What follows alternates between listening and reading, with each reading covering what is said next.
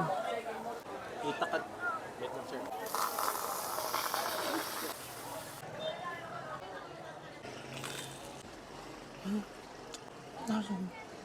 Ano to?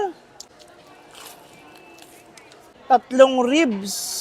Feeling ko estudyante na ulit ako nung sumugod ako sa PUP area ng Santa Mesa. Paano ba naman kasi sinundo ko lang naman ng friend ko. Tapos dito kami nag-food trip sa kinakainan ng maraming students.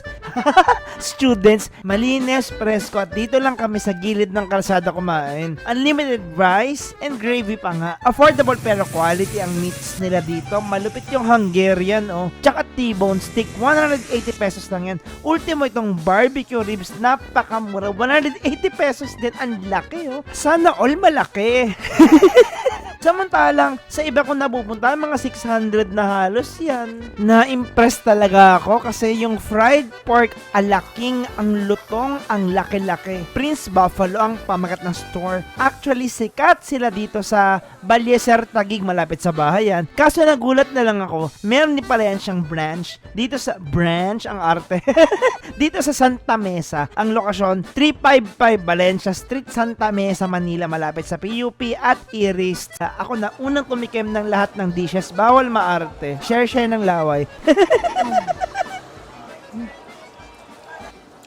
Perfect sa kanin.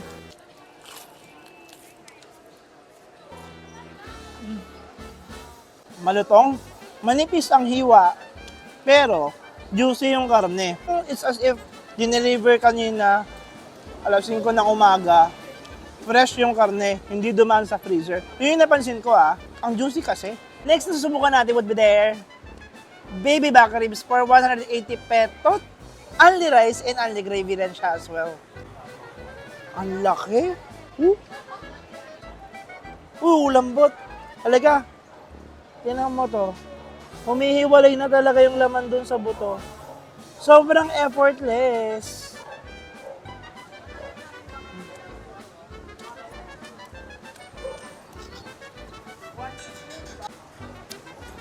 Super lambot ng ribs nila.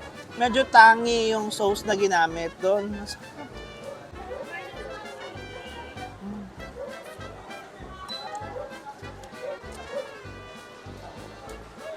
Next naman na susubukan natin would be their Hungarian sausage sizzling.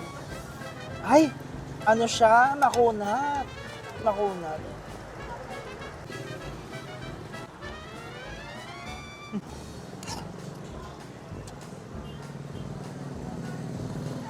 Makunat ng balat. Ang sarap.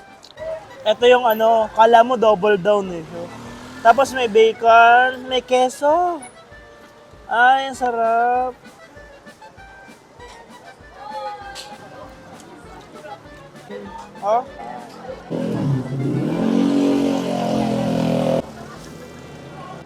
Ang juicy ng chicken niya. Mas na-enhance nung mayo, tsaka ng keso. Maalat-alat yung bacon. For drinks, we have iced taro. Sarap. Katamtamang tamis, very creamy. Pero lasa pa rin yung taro.